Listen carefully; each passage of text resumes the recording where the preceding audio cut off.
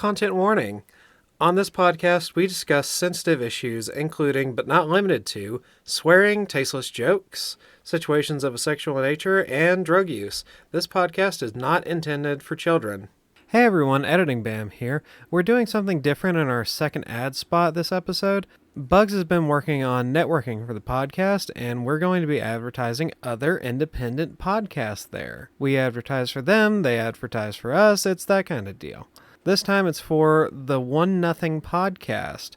I vetted beforehand and listened to an episode, and the host, Amanda Goodwin, is actually pretty funny. So enjoy the episode and give the One Nothing podcast a try.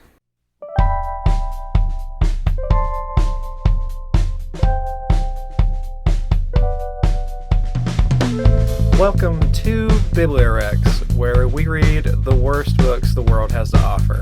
I'm Bam Bam. And I'm Bugs. Bugs, we're back for Eternal River. How are we feeling about this? I am so excited.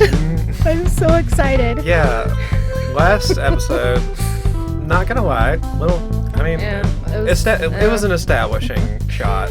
Which is awful, that it takes 2 hours to establish the fun part. Yeah. Just as a recap, this book was written by a Christian Scientist who thought he was the next great C.S. Lewis. Everything in the book has been just magical thinking, and it's been really strange. Yeah, very vague and dreamy.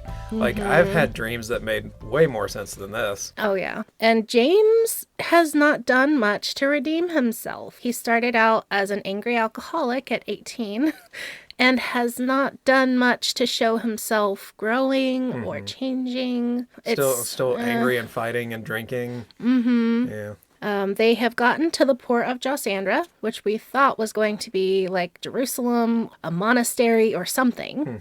Instead, it is a single pier in a bay, and it has a mansion, which is where Abigail lives. I believe that Abigail is based on Mary Baker Eddy, who created and founded the Christian Scientists. But also she is called the handmaiden of Josandra, and Josandra is described as the priestess who created whatever their religion is. The Christian Bible is quoted from, and Christianity exists in this world. They're just their own type of Christian, apparently. And Dennis was a different flavor of Christian, and he's interested in their flavor. That's baffling. Like, there's a whole nother made-up Christianity about this. And I actually skipped some of that stuff during the first half because it's not really relevant. Right. But Dennis is trying to find, like, the true faith. James is interested to find out, what they're talking about. They quote several times from the Christian Bible and from Josandra. Everyone's excited about Abigail. They can't wait to meet her. They can't wait to be there. Jaina and Faruka are like beautiful, statuesque, perfect girls who are of undetermined age. I'm guessing early 20s. And then Abigail herself is not described. She's wearing a white two-piece swimsuit and teaching a dozen children how to swim. They're aged like 3 to 3-year-old toddlers to like teenagers. Okay. And they live there? I mean, that's fine. I was just imagining she was just like hanging out on the land just in a two-piece. That struck me a little weird, but yeah, I guess it makes sense in the context of swimming. It's Angel's Lake, which is the lake within this property. And this property is the mansion, which is the main house. And then there's a bunch of little cottages. And this bay is safe from poo water. Yes. And it's crystal clear. The Angel Lake water is crystal clear and perfect. They swim with the little fish. All the minnows are cute. It has flowers. It has greenery. It has trees. And I guess there's no danger of Gargle. Yeah, he doesn't come close. Is it them. Gargle or Gargal? It's Gargol. Oh, okay. If it was AL, I'd say Gargle, but it's Gargal. Okay. I'm sure I've been saying it differently a few different times because it's really hard for me to say. Yeah, I think I might have just been mishearing, but I really want to make a gargling cocks joke, and I haven't had an opportunity yet, so I'll be looking for that. They do meet Gargle again, so you can do it then. Okay, yeah, I'll be thinking. I have to quote quite a lot to express to you how unsettling Abigail is to me personally. You are meant to feel like she is a beautiful, welcoming person. I read it and I feel like I'm in a case file or true crime story. Welcome, all of you, to our valley and the port of Josandra. I am Abigail, handmaiden of Josandra. When Abigail smiled and spoke to them, there was such radiant warmth it felt as if her message was meant for him alone. At least that's what James experienced, and then he sensed the rest of the passengers did as well. The intensity of her look was captivating. Her unique eyes, as blue as bright summer sky, reflected an unmistakable depth of caring. She seemed to see through James while radiating affection, and still there was a definite regalness in her bearing.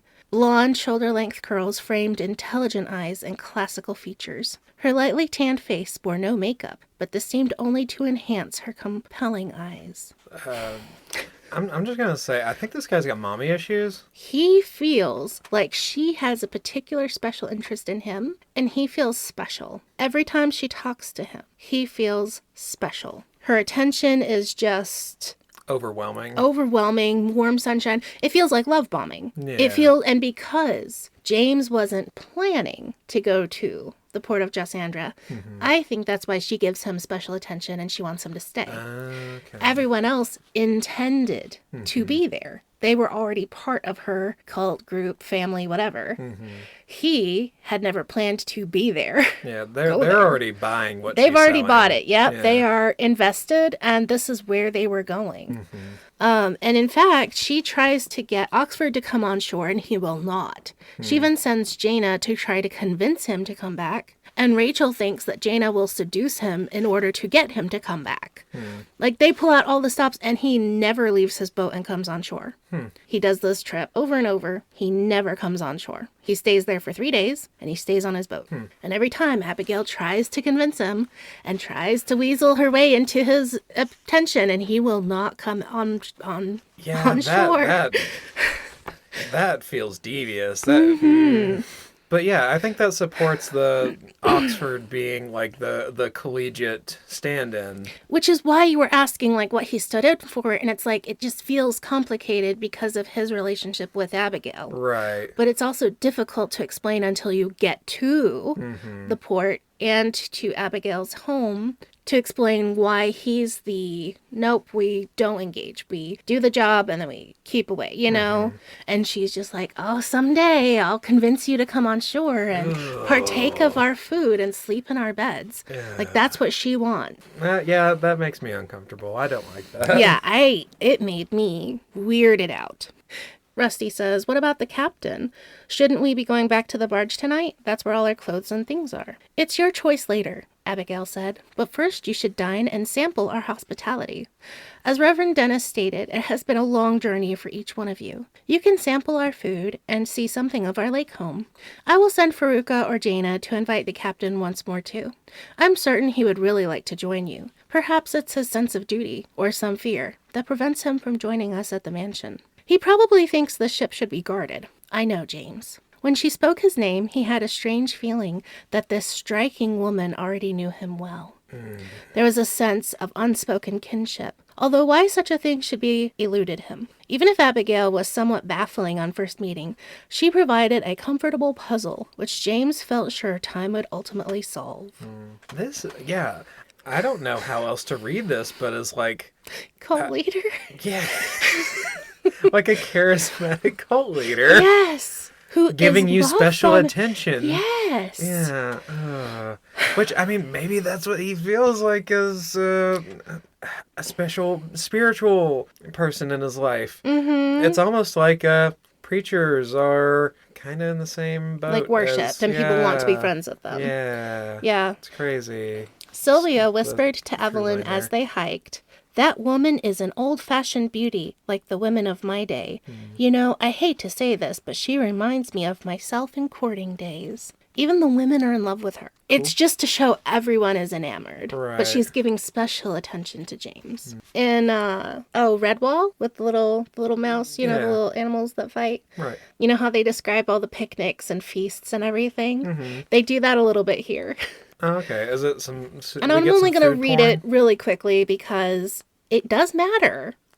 Surprisingly. Men and women began bringing in fresh-cut sweet corn, tomatoes, cucumbers, and potatoes, prepared several different ways. There was a rice dish with savory herbs and seasonings, as well as cheese and an assortment of nuts. Fruit was in great abundance, especially berries. Strawberries, raspberries, blueberries, and blackberries, with cream and sugar if anyone chose.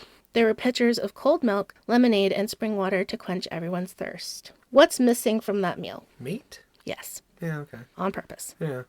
Because Jesse sees kids or people out at the lake and he asks if they're fishing. And they say no, they're feeding the fish. It's not said explicitly, but I'm pretty sure everyone at the port of Josandra is vegetarian. Okay. And that matters. Okay. Weird that they have cream. You said cream, right? Cream. So Weird I'm that they pretty have sure cream. they must have had like cows and they just milk them because Yeah. they have cream and cheese and milk. So I think they must have they have their own gardens and their own So fields. we're drawing a line, or that ethical line, for farming animals for products, okay, but slaughtering them for meat is not. So I that's think where so. That's where the story's drawing the line. I think so. And then I went Okay. back through the story because that made me really curious if anyone in the story eats meat. And they do mention fishing on the boat, and they mention eating fish. Yeah. Everything else is vegetarian. So that would be pescatarian. Yeah, a lot of people will eat fish and still consider themselves vegetarian for some reason. Like my buddy who goes to church, he gives up meat for fasting or whatever. And Is it like he- Lent, where they fast for yeah, Lent? yeah. But he like asked his preacher if it was okay for him to eat tuna. And I was like, yeah, I guess I don't think he cares. That's why in the spring, McDonald's has fish Yeah, they got the sandwiches filet of fish. because for Lent, Catholics are allowed to eat fish on Fridays, and they're not. They have to give up other meat. Okay. I mean, it's just another arbitrary, silly line in my purview. Oh yeah, but it was making me start to really question when I was reading this book the first time. Like, are they Seventh-day Adventists? Yeah. Why is this woman this creepy cult leader? Yeah. And they're eating all these wonderful foods, but very obviously they don't eat meat. And they don't fish for the fish, they feed them. So are Christian Scientists vegetarian? I read about that. No, they're not. Whoa. Within Christian Scientists, it's a matter of conscience, and they get to choose whether they eat meat or not. And the ones who argue for vegetarianism use their beliefs very strongly to defend themselves, but Mary Baker Eddy never said vegetarianism was important. Okay. So it's not within their scripture or her teachings. Okay. It's just a cultural thing, I guess. Yeah, and some just choose it for health, and others choose it for moral reasons. I mean, I can get behind it for health reasons. Generally speaking, a vegetarian diet or Plant-based, that's not just grains. Right. Yeah. A more vegetarian diet than, just your regular 3 cheeseburgers a day, like I used to do. Yeah. I can see that argument. Anyway, I don't think It that's just the point. seems it'll come up later. This Okay, matters, okay, and it's okay. important in the book, or otherwise I would not be Right. taking this time to make a point of it. Sometimes I forget we're on a podcast, and Well, I mean, we're just friends and we just chat, and then we Right. decided to share it with other people. wow, what a concept. So let's see. Evelyn is complimenting the cooking. She said, "I've never tasted fruit and vegetable any fresher than these. Your chef has my admiration, and your gardener must be superb." Quote, Abigail smiled graciously. James thought it somewhat odd that she herself was not eating, but merely sipped a clear liquid, which he assumed was water. "We all take turns with both the gardening and cooking," said Abigail. "Our function is to enjoy life and to serve river travelers like yourselves. When we please you and meet your needs, then we are pleased and satisfied ourselves." I'm getting robot and serial killer I don't know what I'm getting. because she's not partaking and they're eating and enjoying it, and they're like, I'm not. It feels like fattening someone up before. Right? Yeah, I'm getting like Hansel and Gretel witch vibes. Like, or we're having you for supper. Yep. Yeah. "Well," said Reverend Dennis, pushing back an empty plate, speaking for all of them, "you've certainly pleased your guests tonight." Gross. They've finished eating. Everyone's full and tired. Faruka will show you to your rooms whenever you are ready, said Abigail, rising from her chair. There is a separate room prepared for each of you. Tomorrow you may select your own cottages if you prefer. The captain usually stays 3 days, so you will have ample time to enjoy our lake and our hospitality. Some of you may choose to stay longer, and that can certainly be arranged. Everyone gets up and goes to leave, and Abigail says, James, would you please remain here for a few minutes? Her blue eyes were riveted on him. To the others, good. May you all sleep soundly. If you have any needs during the night, ring the bell in your rooms. Pleasant dreams. So James stays behind to talk to her, and everyone else goes to bed. And then we find out that Rachel actually didn't go to her room. She went to go back to the barge to see her dad, because she's kind of uncomfortable being away from him. Right. And she knew that Jaina had gone back to try to convince Oxford to come up to the mansion. And she's afraid that Jaina will seduce him and convince him to come back with her wiles. I guess she just walks down the path, because the mansion is like across from the lake, but then if you go around the lake and down a path, that's where the bay is. Okay. So it's not that far. Yeah. It's like maybe, 30 minutes walk or something. She gets back to the boat, and she hears Oxford telling Jaina off. And he's like, didn't you hear me? I'm not coming out. I'm not leaving my boat. Go away. And she's like, oh, phew, no seduction. And yay, this woman isn't going to sleep with my dad. Yeah. Don't like that. She decides, she's trying to decide if she wants to go on board and talk to Oxford. Well, not talk, because she can't talk. But go on board and stay with him, or go back to the mansion, because she's established he's fine and he's staying on there alone. Yeah. When up behind her sneaks Snyder, and he picks her up and grabs her. Ooh, okay. He survived from Devil's Canyon. Yeah, I guess you didn't need the power of prayer. Plot device. I know, because even he was evil and he still survived. Yeah. He picks her up, throws her over his shoulder, and takes her down to the women's cabin and ties her up to the bed. Insinuates that he's saving her for later, because he's a bastard. Yeah. Abigail had kept James back because she wanted him to go with her down to the boat and find out why Jaina hadn't returned yet, and if Rachel was okay, because she saw Rachel leave. Oh my god, they're all going to get kidnapped one by one.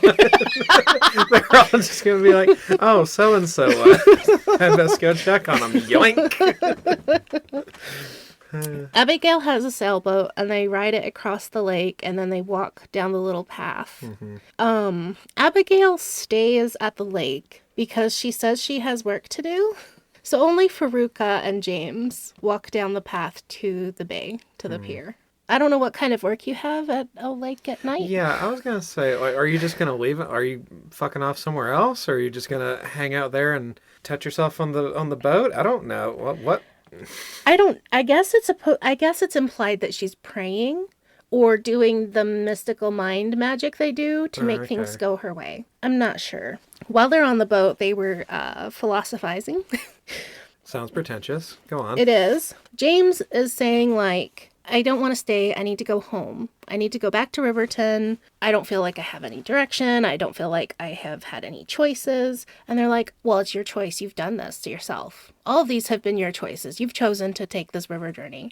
And we've established all along the way that he didn't make any of these choices. Yeah. None of this was all accidental. Yeah. But she is telling him he's responsible for everything that's happened to him. Okay, so I keep getting this. This feels like the Christian version of that thing Oprah does. The Secret. Yeah, where you're manifesting something. Manifesting, yes. Yeah, that's what this feels like. It is. Like, it's manifesting, but with Jesus. More like with Mary Baker Eddy, not Jesus. Jesus is, like, not mentioned. Really? At all. In Christian Science? In Christian Science, not in this book. Oh, okay. I'm sure in their stuff they do use the Bible. Oh, okay. But yeah, in this book, Jesus isn't referred to at all. Oh, weird. Well, I guess it is allegory. What Faruka is saying is essentially true, said Abigail. Although harmony is already established through spiritual law, we need only to realize its perfection more fully. The Bible says we are to love one another and serve others. Faruka added, if you truly wish to find yourself, direction as you call it, then you are welcome at Angel's Lake for as long as you desire. That is true for all of Midnight's passengers, and that is why most of them have come to this haven. He has expressed his desire to go home, and they're trying to tell him, well, you'll only find yourself if you come to our retreat.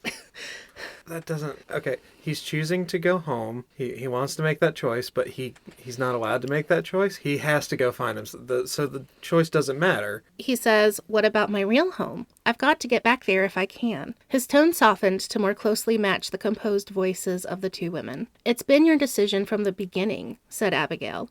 We can talk more about this after our immediate task is accomplished. In the morning, perhaps. He's saying explicitly. He's told Captain Oxford. Yeah. He has expressed to multiple people, I need to get back to Riverton. I want to go home. Right. I have a girlfriend. I have a life. And they've just left him off or brushed it aside. And this is more like just talking around him in circles. It's really strange. I have forgotten. I'm very, very sorry. I'm so sorry. I have forgotten to introduce the other crew member on the boat. Oh, okay. Oxford's pet raven, Blackie. I could have ignored him, but he actually becomes a plot point later. Yeah, okay. He just goes, ow, ow, ow, ow. At least he doesn't say anything racist. No. I mean, I guess it's not explicit. I mean, it's a black bird. I mean... Yeah, it's not a name you should give your dog or pet, but if your pet is black, it's not like the worst name. There are worse names to name your pet. Okay. Oxford is annoyed because his bird Blackie took off and is not on board to warn him because he's like a watchdog bird. When he sees something, he goes, oh, ow, ow, ow. And Oxford doesn't realize that Snyder grabbed Rachel and shoved her down in the cabin and locked her in. So he's on board saying, Blackie, where are you, drasted bird? I'm going to fry you up and eat you. And then he realizes that Snyder is there. And we have a showdown. Basically, everyone at some point gets back to the ship, like you said. But it's not a kidnap. It's a confrontation. Everyone individually confronts... Snyder. Okay. Snyder is standing on the cabin roof. Oxford is standing on the deck holding an oar. Jaina releases Rachel, and they're hiding in the shadow at the side of the boat. Faruka and James are in a canoe paddling up to the boat. Snyder is saying he's going to take the barge by force if necessary, and telling Oxford, it's my boat, I want it. He has tried to take over the boat a few times, but he always says, I will be in absolute control. Okay. Now he has found them, and he's decided this is his chance to take over the boat and steal it from Oxford. Could he be like an allegory for an atheist, maybe? Like someone who's trying to take control of their own life journey? Could be. He tries to talk Dennis into becoming a salesman because Dennis has a melodic voice and is said to be his voice is very beautiful. And he tries to get Dennis to leave preaching and leave his plan to go to the port of Gisandra and join him as a salesman. Yeah, I can almost see that. From a Christian perspective, if your main concern isn't God, then it must be money, maybe? Or just worldly things in general? It could be, because he's very greedy. Yeah. And with the life insurance and the selling and the buying. Which I guess got him through Devil's Canyon just fine, so I guess maybe that works fine. He had luck. I don't know. It's so weird that they tried to make a point of prayer getting them through the Devil's Canyon, and then the guy that just got through just fine. Which is really Christian of them. Yeah. To say, oh, our prayer saved us, and then you look at these other people, and they got through too. Yeah. Yeah, shows a little too much honesty there, I think. Funny. Snyder is holding dynamite and threatening to blow up the ship if Oxford doesn't give it to him. Which Oxford rightly points out is stupid. Yeah. But he then says he has Rachel tied up below and he could throw the dynamite that way and blow her up. And he's just a madman. Yeah. All he wants to do is to be the bad guy in the scene. That's all he wants. All he wants is to be the bad guy. Also, we're roughly in the middle of the book, and we have to have a climax somewhere. Yeah. This is an attempt at a climax. Snyder has the proposition that he's going to take the boat, and any of them that want to can join and be his crew, including Oxford. But he doesn't need a crew. All you need is like 2 people to run this barge, apparently. Right, because he doesn't have a crew. Yeah. These are people who were with him to go somewhere else. Right. And so far it seemed like there's no sail. There's no one in the engine room. This doesn't run on coal to have someone shoveling coal. I think he's just desperate for a friend group. Why would you trust these people to be your crew, though? As soon as you fall asleep, they'll just kill you. Why would you trust these people that you're threatening to explode them or the ship? Yeah. And why would you take on Oxford when he is the captain, and owner of the ship? It's a mutiny without any power behind it. And no planning And no or planning. thought behind it. Mm-hmm. But forethought is evil, just like insurance. He gives them 30 minutes to decide. Arbitrary. Why 30? Give them 30 minutes to come up with a plan to kill your stupid ass. That's what I would do. I would go talk to the other people and be like, hey, so we say yes, and then once he falls asleep, we knock him out and tie him up, right? Right. We've got 30 minutes to find a way to beat the piss out of him with boat oars. My 4th read through, I realized the only reason Snyder is here, the only reason Snyder does any of this is to get them away from the port of Jossandra. Because we don't have any reason to leave. Yeah, it's heaven. Why would you leave heaven? Okay. Why would you leave paradise? Even to go home to Bethany and your stupid factory job and your alcoholism? Why would you leave? Right. The only way they The can plot be... couldn't be driven forward from there. So I think they got painted into a corner and they needed an escape hatch. And Snyder was how they did it. And even it felt like you could have actually erased Snyder from the whole story and it wouldn't have changed anything except for this. I think that he actually went back in time, kind of like in Eos, to create Fabian or whatever, and wrote him in just to have this piece, which is bizarre because the rest of the story is bizarre. Oh, I can't wait. It's so good. It is so good. You will love it.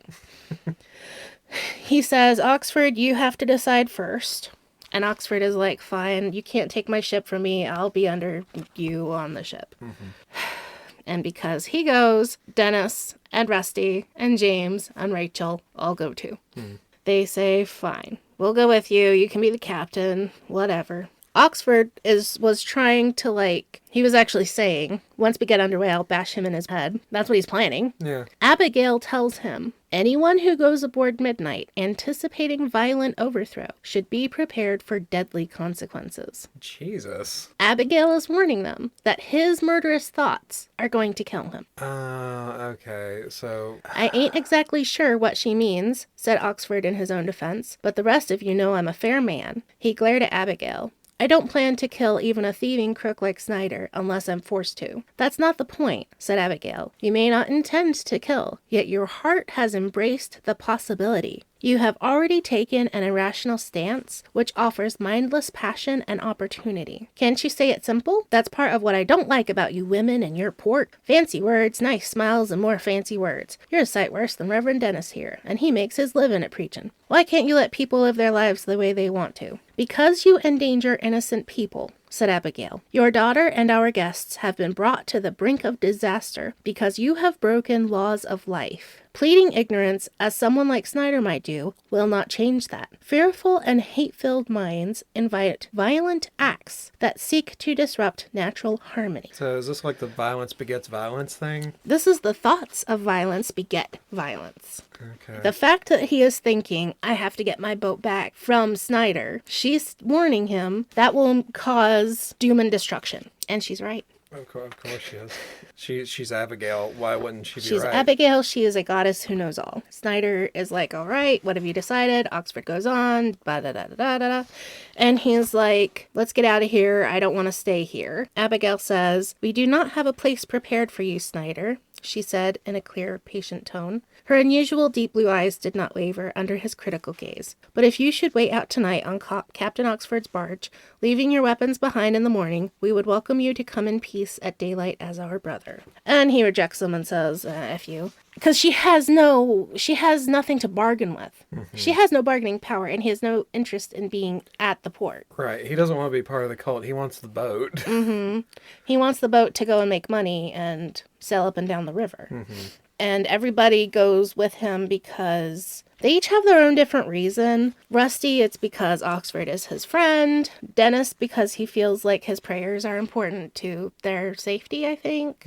Rachel, because it's her dad. James, because he doesn't want to stay at the port of Jossandra forever. Hey, you know what's important to our safety as a podcast? These ads. I felt pretty good about that. That was a good one. Hey, Biblio fans, friends, and fiends. Just taking a moment to tell you how to find our growing community. We're on Facebook and Instagram, where we try to post as often as we can. We have a subreddit that will start as soon as we get over our crippling fear of it. And, of course, our YouTube. Look us up at Bibliowrecks, spelled Bibliowrecks. We'd love to hear suggestions and chat about bad books there, as well as over email. Our email is bibliowrecks@gmail.com. Thanks for listening. Now let's get back to that bad book. And we're back for crazy boat stealing and allegory. And then we're gonna take a huge side journey. Honestly, this entire thing feels like a side journey. This is a side journey, though. Yeah. Oh, Snyder is like just being rude, and he says, maybe next time I pass this way, you Jossandra gals will mind your own business. Abigail smiled, looking calmly radiant in the gathering gloom. This is our business, she said, and there will not be a next time. Dun, dun, dun. Yeah, ominous. Oh, is he snide? Like, he just... His personality snide. is just being snide. Yeah. So he's the Snyder. Yeah. That was stupid. I'm going to cut that out. Don't you dare. James has a momentary panic, and he realizes that Sylvia and Evelyn and Jesse aren't with them because they're still at the mansion, like in bed asleep. Okay. Abigail ended the issue. Do not concern yourselves about those former midnight passengers. Let me assure all of you, they have found their reward. They died. That's what it reads like! Oh my god! And it comes back to creepy cult leader / serial killer, because it felt like she was fattening them up at dinner, and then it felt like she was putting them to bed and they wouldn't wake up, and now she says that! Yeah, this lady's got serious Midsummer vibes. Snyder just hates Abigail, so he throws 3 lit dynamite at her. All 3 sputtered in the night air and dropped impotently into the bay. James attributed that to the increased wind swirling around them. What? No, that's not how fuses work. It is when Abigail has her magic powers. Snyder says that we're leaving this port, we're going to go across the bay and find a different place to tie up. They see storm clouds gathering in the sky. She's like an evil wizard. No, they're leaving safe port, and outside of their safe port is all the okay. danger. Okay. Every danger you can imagine. Every single one plus some. When they exited the bay and reached the river proper, leaving behind the port of Jossandra's great natural harbor, it was as if Gargal had been waiting for them. James saw the huge beast emerge from shadows at the very moment it surfaced near mid-river. And this is where Oxford does a Captain Ahab, and he aims straight for Gargal for a head-on collision. Oxford goes mad. Snyder screams, "No, turn around, take us back." And Oxford's like, and he's driving straight for Gargal. Okay. Lightning, rain, thunder. That sounds like insanity.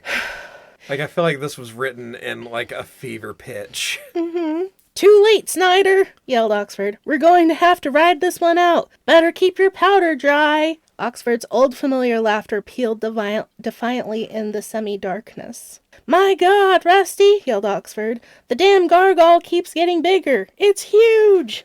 So this Gargal is huger than huge. But he was already close enough to them to get hit with fishing poles prior to this. Right. This time it's like bigger than it was before. He's a concept. Mm-hmm. And before we talked about maybe it only exists because you think it exists. And Dennis was saying, oh, yes, you could be right. Okay, so is Oxford's psychotic rage here feeding It kind of feels like Gargle? it. Yeah, okay. Yeah. So Oxford is driving them straight at Gargle. Snyder runs to the front cabin and just chucks dynamite at it. But he's holding it and it's not lit. It's like just smoking. And he waves his arm around to try to get it to light. Gargle comes over the railing and the dynamite explodes and Snyder is obliterated. It blows up Gargle's stomach, but it doesn't kill it. And Gargle tries to climb onto the ship. Why? Oxford tied off the steering wheel, so they're still going the same direction. Okay. And everyone runs to the back of the ship. And then somehow, more dynamite in the front of the ship lights on fire and blows up Gargle more. What? And then he dies. What? Did Schneider just leave a bunch of lit dynamite on the boat?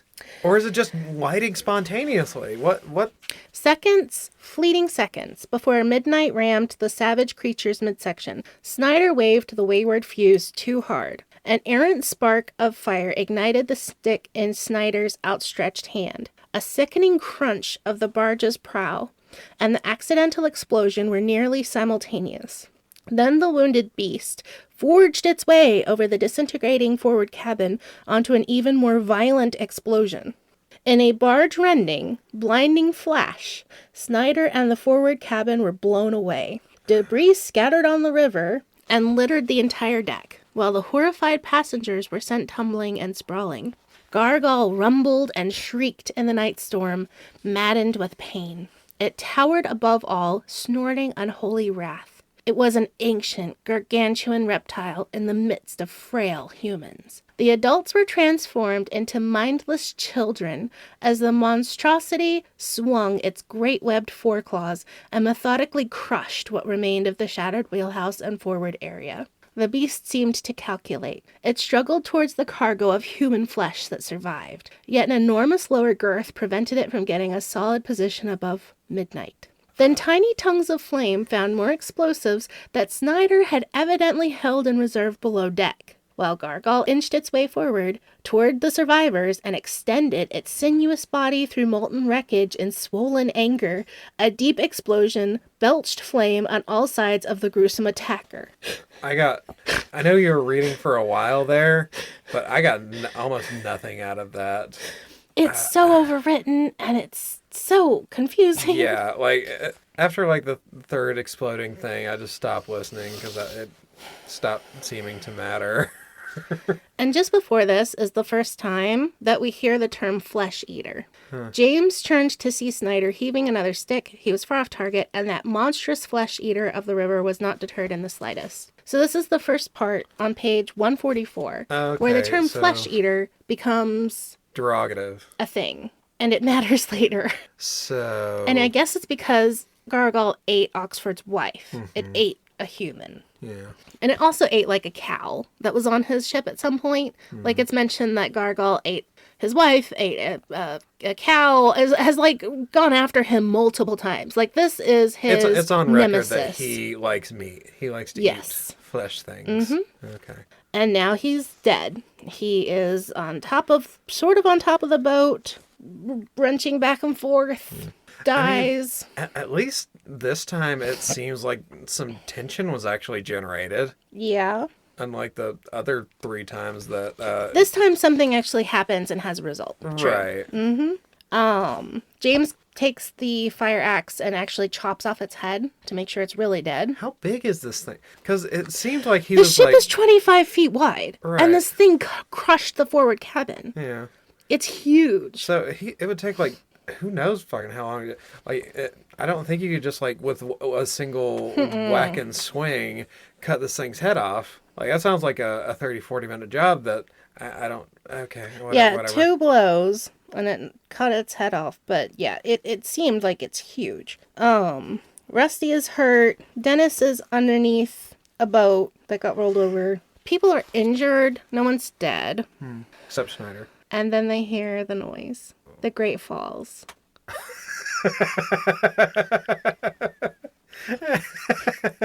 At the end of the river is the Great Falls. Of course it is. Oh, are they going to hell? Are they going to metaphor hell? Mm-hmm. Yes! They are. Oh, I was hoping. So Oxford knows that the roaring far-off thunder is the Great Falls, and they're going to die. Because going over the Great Falls, it's like a cliff cut off, and at the bottom is water, Right, but you're just going to die. We're at the edge of the flat earth. Mm-hmm. Okay. You are done. And Dennis decides, okay, it's time to pray, and that will fix it. James and Rachel join him. I don't know. Driving the boat right now seems like the thing to do. They can't because it's Right. destroyed. It crushed the cab. Yeah, that's right. The front cab is gone. Half the hull is gone. He says we're either going to sink or go over the falls. Those are their two choices. Okay. And they're so close, the current's pulling so hard that they're not going to get away either side. You like can't they're doggy stuck. paddle your way out of the Nope. Okay. Yeah. And I find this part really interesting, and it matters later. Rachel, James, and Dennis pray. Mm-hmm. They get on their knees, they put their hands together, they pray. Rusty is over next to Oxford. He says, that ain't really a bad idea, you know, Rusty.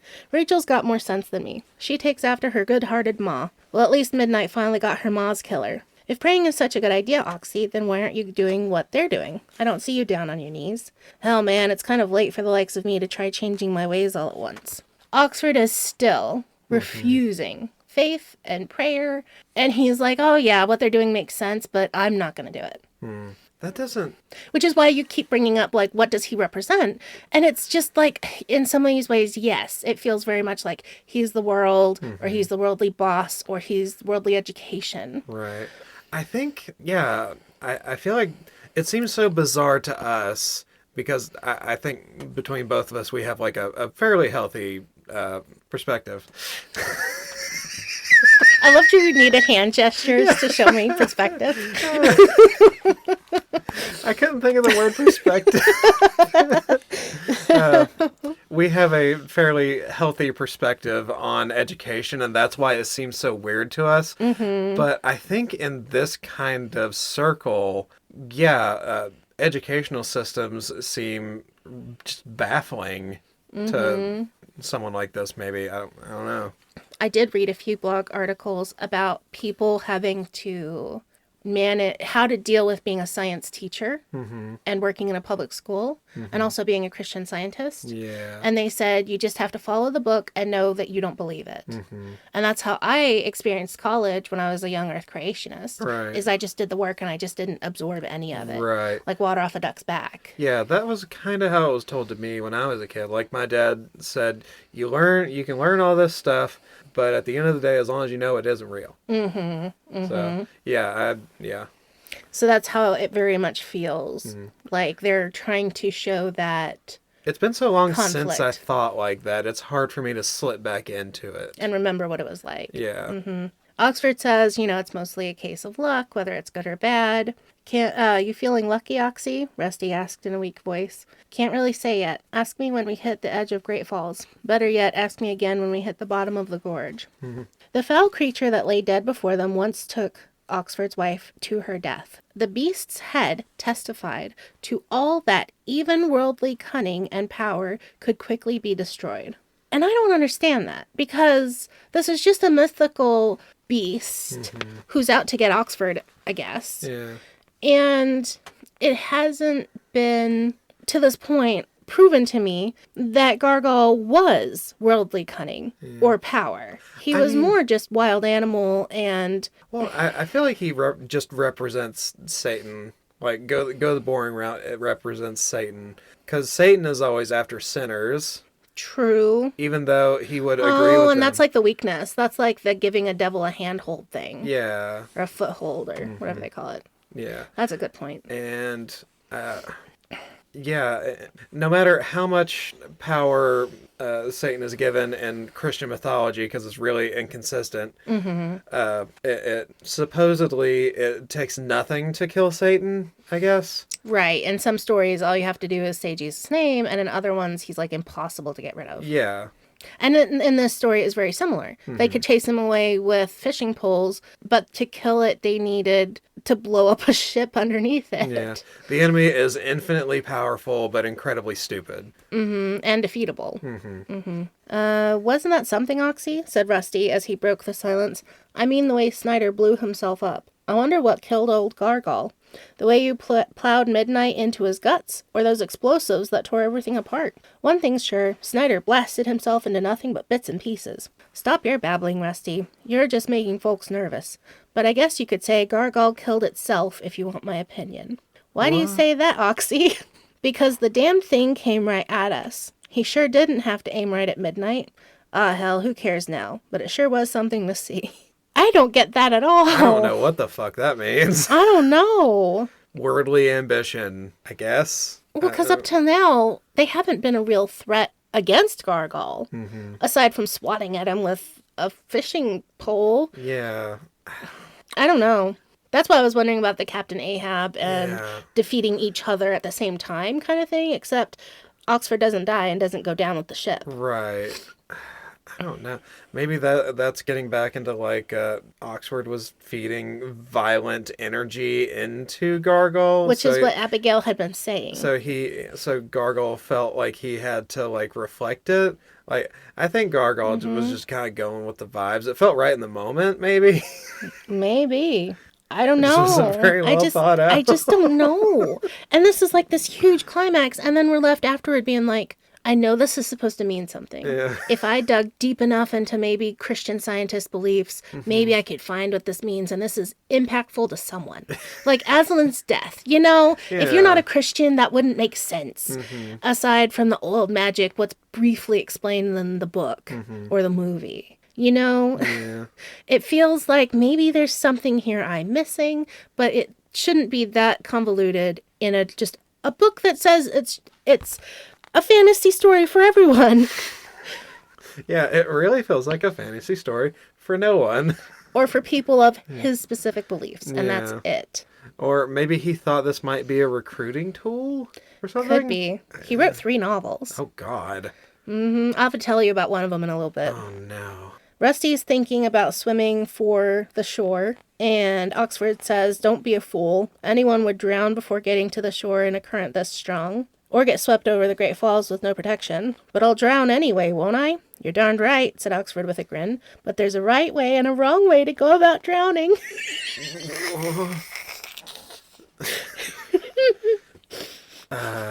You follow what I say, Rusty, and I'll show you how to hold on till the last minute, so you got a chance. Then you go down with the ship. So the right way to drown is to suffer longer? Yeah. So if we got to drown because there ain't no other way, I'll see you drown good and proper. I think Oxford has just been nursing like a quiet hate for Rusty this entire They're book. best friends, though. It's said multiple times they're best friends. All right. I thought that was so funny. Everyone climbs onto a couple of mattresses on the deck, and that's like their strategy. They're going to be on deck, praying, sitting on mattresses, so that maybe they'll survive. I'm already pissed off. They're... okay. I know. God is with us, yelled Reverend Dennis as loudly as he could. We can't die now, James thought. I've got to get back home to Bethany and my family. Peace and warmth, he repeated in thought. Warmth and peace. Oh my God. Gotta manifest it. So they're on the brink. They go over. He has this out-of-body dream experience when they're falling. Yeah. And it really does feel like he died. He screamed it could not be heard. He sensed himself swimming endlessly underwater. He thought of himself as a huge blind fish. He was tumbling end over end with violent sheets of water. That muddy body must not be me. I am right here safe. It was something about the allness of life. I'm unconscious, but how am I thinking these thoughts? I've forgotten time. Poorly done. He's like out of thought body himself experience. out of existing. What? They survive. Yeah, I mean, yeah. They manifested it. They did it They right. manifested it. Hey, you know what I'm It's not time for an ad pivot, but I had to think of that one. I was going to say a ladder to get out the window and run away. An escape hatch. Okay. You know, in Stardew Valley, when they create, you can build a stair, and it just takes you to a new level of the mine, and you're just like, nope, out of here. James survives. He comes to. Dennis is shaking him and pushing him around to get him to wake up. James experienced quiet joy to find himself alive. He felt something touching his face, and he thought of a childhood puppy. Then he saw Rachel close to him, her lips nipping his cheeks, forehead, and eyes with a half a dozen rapid kisses. Why? She looked wonderful. Her hair was a mess, and there were bruises on her face and arms, but that was dwarfed by the fact she was still alive. They're suddenly a thing. They're like a couple now. Okay, he's had his breakthrough at the climax moment of his life. And now that he's passed that trial, suddenly things are going to get nicer for him, I guess. I guess that's supposed to be like, his personal breakthrough, his personal growth moment. So. I don't feel... I keep forgetting James is fucking there.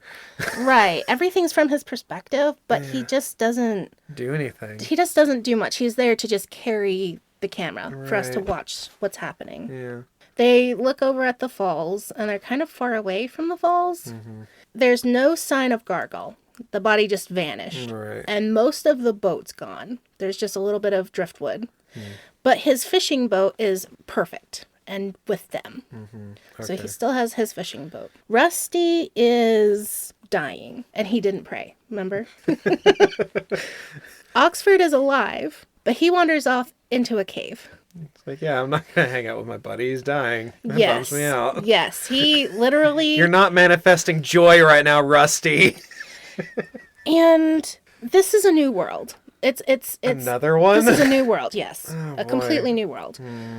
This one is a volcanic alien landscape. Yes, metaphor hell. It's metaphor hell, it very much is. They feel like they can smell a volcano erupting. The sky is red.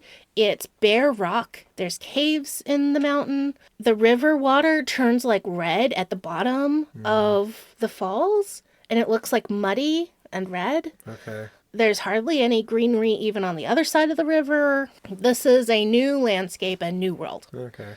Previously, they were up at the river, and that was green and beautiful at the port of Josandra. We've come off the falls, new world. There's lava flows. The ground trembles. They have earthquakes a lot in this section of the book. Oh, boy. Like every other minute. "Where's here?" asked Reverend Dennis. "I can barely see the Great Falls." James says, "Well, they're none too clear to me either. In fact, nothing's clear," he said with a feeling of bitterness. "It's like when I was rescued from the river that first time. There's an awful sense of here I go again. Why do these things happen?"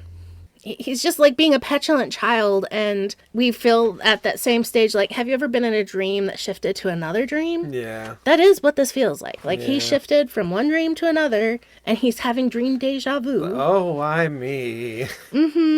Rachel decides she's going to go and find Oxford, because he wandered off to these caves that were in this mountain. Yeah. And I cannot, from reading it, explain the geography, except that Great Falls is over there, and there's this mountain over here, and in this mountain is caves. He follows her up to the cave, because they want to see where Oxford went, and surely he didn't go too far, because Rusty is dying. Dennis and Rachel and James are out here. Where is he going? Why did he even go this way? Nobody knows.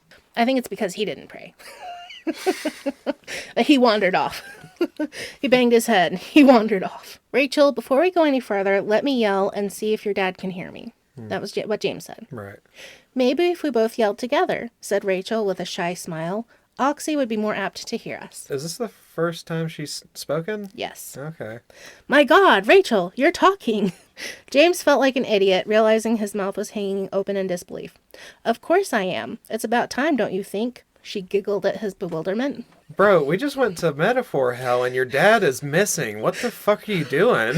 Why are you giggling? Why are you kissing him like a puppy? What is going on? I think she got brain damage. "But when? How long have you been able to talk?"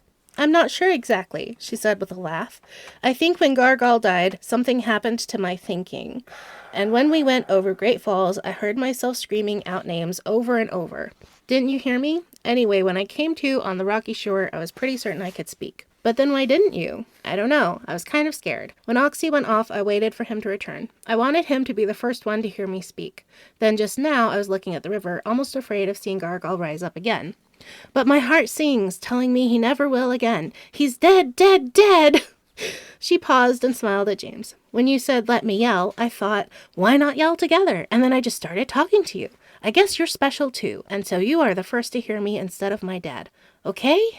Defensive? Weird. Yeah. Weird. That is some weird dialogue, man. She goes from not speaking for 7 years to being really childlike in her way of speaking, but suddenly she has autonomy. From now on, they treat her like she's a person. Okay. They go into the cave because Oxford doesn't reply. It was yet another world. Quote. That's what it says. He's certain. He's certain now. It was yet another world. I wonder how he determined that. But they can see the falls. Like they can see the geography is just different. You're just in a different location. What? Was it partly because Rachel could finally speak? He didn't know. Perhaps it was the numerous artifacts they found discarded alongside a main path inside the shadowy cavern. Most of all, it felt to him like they had stepped back in time. The first man and woman? In bare feet, he felt primitive, like early man seeking to survive in a hostile domain. They see cavemen relics in the caves. Oil, your face. Oil lamps, and bones, stone knives. Rachel picked up a drinking cup and several small bowls to examine. It was not possible to know for certain how recently others had been there, and perhaps they had merely passed by and sought temporary shelter. They are literally examining like primitive artifacts, like caveman artifacts. Is this like the Garden of Eden or something now? We're still in hell. Okay, We are still in hell. It's a new for world. metaphor hell, and I can't. It's still metaphor hell. Okay. They decide to start trying to walk into the cave and figure out where Oxford went. I don't like the feel of this, he said to her in a whisper. Oxy's gone too far, and I've seen pieces of hammers and spears we could run into. Without warning, a figure from the shadows leaped between them. It's a caveman named Bear Man. What? He says, you move bad, I hurt woman. What the fuck? What does move bad? Why does he speak broken English? He is a literal caveman wearing furs, and he has hairy, dark hair all over his body. Yeah, that's fine. Why is he speaking broken English? That's how he speaks the whole time. Ah, that's infuriating. Me change, your woman die. You loose me or she die. I fucking... He has a twisted skin belt and loincloth. Okay, he's Tarzan. But he is chained to the floor with an iron chain that's 12 feet long. But he doesn't have steel. He has stones and leather. Okay. He is from the fishing men. What were they called? His tribe of people fish on the river. Okay. And they are is this primitive. A flesh eater delineation or something? They are good. They are at war with the flesh eaters. Okay. The flesh eaters chained him to the floor to use as bait. Because they need flesh. So he's bait for the rest of his tribe? It's not explained because it's mentioned he could be bait for beasts or for people. Okay. He's just left there. Okay. They say, did you see Oxy? He looked like me, smelled like me. And he said, yes. Flesh eaters took him into the caves. So now we have antagonists in the flesh people, but we also don't trust Bear Man because he attacked Rachel and threatened to kill her if they didn't unchain him. Yeah, he's not sparking joy. No, he's not gaining trust. Are you gonna Marie Kondo over there? James says, go get Dennis and I'll watch Bear Man. And Are there bears? Why is he called Bear Man? That's just his name. I don't think there's actual bears. He says, I won't let you hurt him. You have to promise not to hurt him or I won't leave. And he says, fine, I won't hurt him. I'll just talk to him. You go get Dennis. Out the cave to go to Dennis. And she's been arguing with James, and he says, I think I liked you better when you couldn't talk. Of course he does. Because she argued with him. Yeah. And he's an ass. Fucking ass. I hate this. Every time James only occasionally gets brought up, and every time he does, I'm just like, oh yeah, I hate James. Yeah, so she's like upset. She says, "You won't hurt him, will you? If you plan to strike him or kill him, I'm not leaving." Rachel's great eyes seemed larger than usual. They looked like luminous black pools to James, who admired her mysterious qualities. She's like trying to tell him something, and he's like, gosh, she's pretty. That's why it's like it's overwritten, and then this sentence is so poorly written. And he keeps doing this grandiose language and flowery metaphor. He just wants to stop and like set a scene for a minute and take a break from trying to write dialogue, because dialogue's hard and it's not fun. Geez, I wish Rusty would get better fast, James thought. We sure could use him. Who chained the poor devil? Who left the lights burning, and when will they return? This is where Bearman and James, like, sort of talk, and it's, like, convoluted and difficult. They afraid wild beasts. I bait. Beasts come, eat me, and go away. Not go to Flesh Eater's dark world. He convinces Bearman that if Bearman takes them to find Oxford, they'll let Bearman go. Finally, after what seemed to be an hour, James heard voices and cautiously called out, "Rachel?" "Yes, James, it's Rachel and Dennis. Rusty is dead. Buried him under some rocks, and they said a prayer over him. So now it is just Dennis, Rachel, and James with Bearman looking for Oxford." Bearman leads them deeper and deeper into the volcano, and now we only know of these other people as flesh eaters, and Bearman, his people are called the fish people. They say, "What kind of flesh do you suppose he means?" Bearman replies, "All flesh." Ooh. Even the... I don't know where I was going with that. It's really dumb. Even the gay flesh. And at some point, because they released Bear takes the opportunity to grab James by the hands, saying, "You, my brother." He moved toward Dennis, who retreated a step, and again Bear took both hands, saying, "You, my brother." Why? Bear, you trust Bear. Bear trust you. Fish people and boat people go good. The simple savage... Trust them because they helped him. Yeah, okay. He's just there to get them into the cave volcano.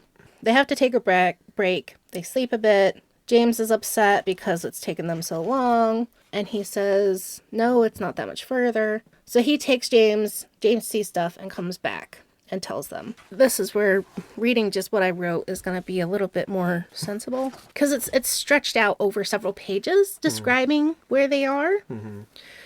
The Flesh Eater's Cave is on the inside of a volcano. It has a lava river flowing through the middle of the bottom. So there's like dirt floor and lava river and then dirt floor. They are up high in the wall looking down. And you can kind of go down the cave side to the bottom. They look in and they see a town, like a human people town. There's a graveyard, a junkyard. There's cattle and pig and sheep in pens. There's grocery stores, taverns, a church, and buildings and houses. The Flesh Eaters live in a conventional town. Yeah, they have infrastructure. Why would they be baiting other things with just a guy? James, Dennis, and Rachel are confused too. Fuck yeah. Bear, he has took off. He's like, out of here. Well, yeah, I don't matter the plot anymore. Goodbye. They see trees and bushes, and they walk over to them, and they're fake. What? Like plastic fake. It's like a movie set. That's what it feels like. Yeah. They go down, and they see the sheep and the pigs, and they are being fed green-colored sawdust. And they're emaciated and skinny and sick. This is hell for all those sinful cattle and... This is hell. They walk toward the town hoping to find Oxford. There's a bridge crossing the lava river. Okay. And on the bridge are two soldiers. They have guns and spears. They're wearing contemporary clothing and uniforms. And they want to know what James, Dennis, and Rachel's numbers are. And they say, we don't have numbers, we have names. And they say to go into town and see person 427 to get their numbers and get their job. Oh, so hell is factory work. I mean, I agree with that. If Yeah. that's what I was trying to say. Rachel sees Blackie and tries to follow him because she knows that's where Oxford will be. They take them prisoner and, like, stab James with a spear and shoot Dennis, but it's fine. Okay. I'll take your word for it. It hurts for like 2 minutes. Even though he has a hole in his side. It's just never brought up again. At one point, Dennis cauterizes James' wound, and they pull the spear tip out of his body, but he's fine. Oxford had been captured, examined by doctors and bigwigs, and then taken to a cage. Does he go into a cage to await to be eaten? He refused to work, and he refused to take a number, so they threw him in the cage because he refused to integrate to their society. That's their prison thing. Maybe this is like a metaphor for him not paying his taxes. I don't know. Oxy was being held captive by strange people, but whatever their customs, these people still seemed to be humans, like themselves. Except the soldiers are described as 7 feet tall. Okay.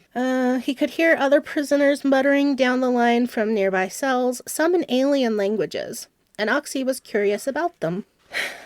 See how I meant? This just is a side story and makes no sense. Just so strange. Mm-hmm. So Oxy is interested in these other languages? These other slaves are being held in cages next to his. It's like a row of cages, and he's locked in it. And then because Rachel tried to run to go get Oxford, they turned to attack her, and Dennis and James try to defend her, and so they hurt them, and they just haul all 3 of them and throw them in the same cage as Oxford. The gang's back together. Mm-hmm. James heard words coming from Reverend Dennis that he himself had nearly forgotten. They touched his heart and quickened his courage. Rachel managed a half smile. "I will fear no evil," continued Reverend Dennis, "for thou art with me. Thy rod and thy staff, they comfort me." He's quoting Psalms. Right. Hey, you know what rods comfort me? Oh my God. These boner pills.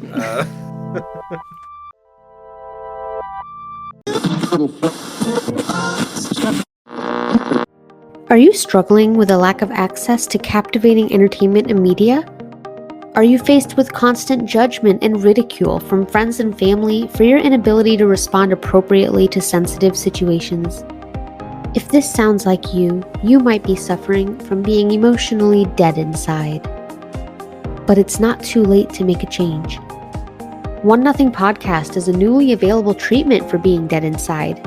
Taken just once every 2 weeks, One Nothing could make a world of difference. By combining carefully measured dark humor to the amazing original formula of grisly fatalities, One Nothing Podcast has successfully entertained thousands of people suffering from death inside. And with access across all podcast platforms, treatment has never been more readily available. But don't trust my word. Here's some real-world testimonials from a few of our listeners currently undergoing treatment. From consistent doses of One Nothing Podcast, my posture has greatly improved due to being kept on the edge of my seat. The One Nothing Podcast comes on, everybody be like, shut the f*** up. I be quiet, but when the episode's over, I be talking again. Oh my gosh, buddy. I used to be on so many medications for blood pressure, and then I listened to One Nothing Podcast's episode on Kitty Genovese, moved into an apartment on my own, and haven't needed it since. That one really got my blood pumping. You know, listening to One Nothing Podcast, I'm not constipated anymore. I'm just full of shit. So what's stopping you from great entertainment? One Nothing Podcast is not intended for all audiences. Listeners under 18 years of age should obtain permission from your parent or guardian before downloading. Tell your therapist if you're predisposed to whining, complaining, reading podcasts poorly, being overall combative, or being easily offended, as One Nothing Podcast might not be right for you. So stop letting great content pass you by. Talk to your therapist today to see if One Nothing Podcast is right for you.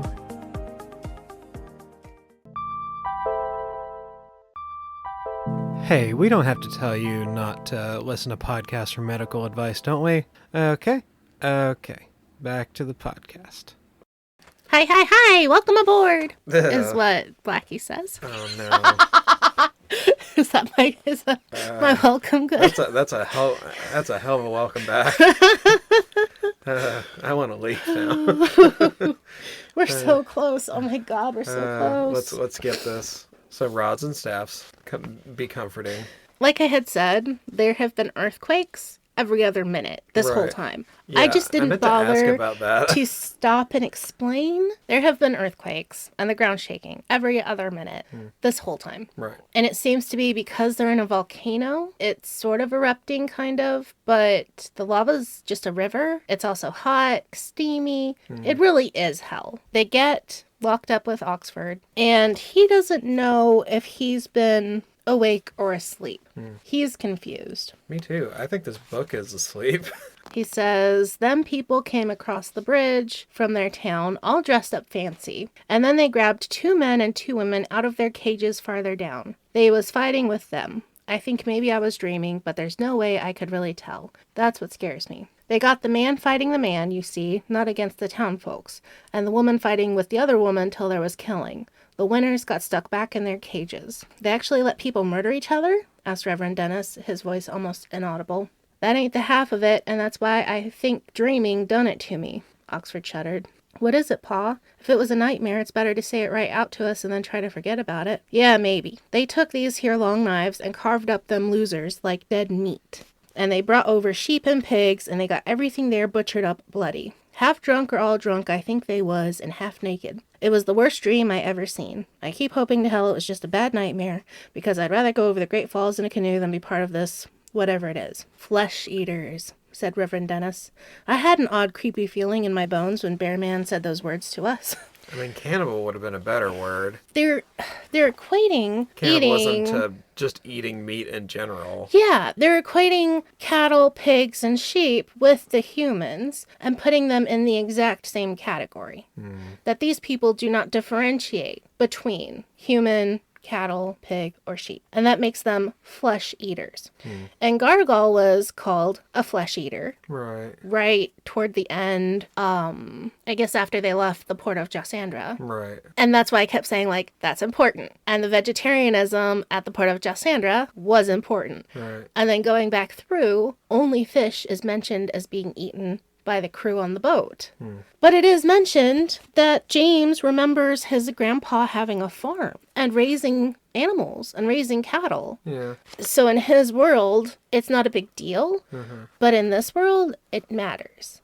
And it's not a major tenet of their religion. Yeah. So I don't understand why there is so much emphasis Yeah, that is weird. put on this in this book. Maybe he is just super vegetarian. He could have been. I looked up and I read some of his blog posts because he was a pretty prominent Christian scientist, the author. Yeah. And I don't think any of them had to do with vegetarianism, though. Most of their blog stuff is stories of how their prayer healed somebody. And it's called like a testimony or a testimonial, or they have a name for it. That's so weird. Like, I know the equivocate, because even most vegetarians wouldn't say that killing a human is the same as killing a cow. Right. They still say it's immoral to eat. Yeah. 'Cause And they're if not you're- even vegan, because vegans are much more strict about, like, not using animal products at all. Right. Because they still use cream and milk and cheese. Yeah, that line isn't drawn. And there's no mention of eggs, I think, in the whole book, so that's not mentioned at all. So I just don't understand. Like, if he's coming at this from a Christian perspective and he's equating eating any flesh to eating human flesh, doesn't that kind of beg the question, what's the difference then? Like, why are humans any more special than animals? And I feel like that's not a question that most Christians would want to beg in their book. Right. Because the idea is that humans are special because God breathed air into them specially. Right. But if they are equivalent to animals, how does that Yeah. work in your theology? I don't know. Yeah. And that's why I kept getting hung up reading into this. I was like, wait. Yeah, trying to look for... 'Cause That's why like I I hate this said- fucking allegory shit. Yeah, because you because- never know when the layers are there on purpose, or they're there on accident, or it's just done badly, or it's just fucking stupid. So, And I felt like reading more Christian Scientist stuff didn't help me understand. Like, it was so obscure or weird that having more background didn't help. Yeah, it's so muddy, it could just mean anything, which ain't that just religion, though. And that's what makes me so pissed off, because if it's a straight up allegory, you have your equivalent mirror. It's a funhouse mirror, but it's a mirror, and it'll show you the story they're trying to tell. In fantasy, you have your fantasy rules. You know, these people have magic, these people don't. These people are short, these people are tall. These people are warring with those people for generations. Like, you have your specific races, characters. You have these rules in fantasy of how things work. And he's not using or obeying any of the typical fantasy rules that you expect. He's also not sticking strongly enough to the allegory to make it make sense. Yeah. I mean, we dropped elf, and there's just been no more little weird fantasy stuff like that again. Right. Except for Abigail's magical thinking. That's the only magic we've really had. Yeah. And hers is the secret manifestation. Right. And Snyder was playing with dynamite, and I think that was going to happen, that he would blow himself up at some point. Right. Whether I mean, Abigail... Chekhov's gun. Yeah. Yeah. I think that was going to happen at some point anyway. And Oxford versus Gargal was going to happen at some point, because it's been that way for 10 years or whatever. I don't know. I don't know what to tell you. We're all in prison now. We're all in prison, and they are just kind of talking among themselves and trying to figure out the story like we are. God damn it. I'm just like, yeah, we don't get it either. I will read you What that the fuck sentence. what the fuck is happening right now? I'm beginning to see more clearly, said Reverend Dennis. Are really? you? Just think back, James, and perhaps you'll see what I mean. Something in his confident manner drew the attention of both James and Rachel, and then Oxford followed his daughter so that all of them were gathered together to listen to what the preacher had to say. Doesn't it strike you, he continued, that we managed to survive Great Falls? We were relatively unscathed. Except for poor old Rusty, said Oxford, who had learned of his friend's death from Rachel.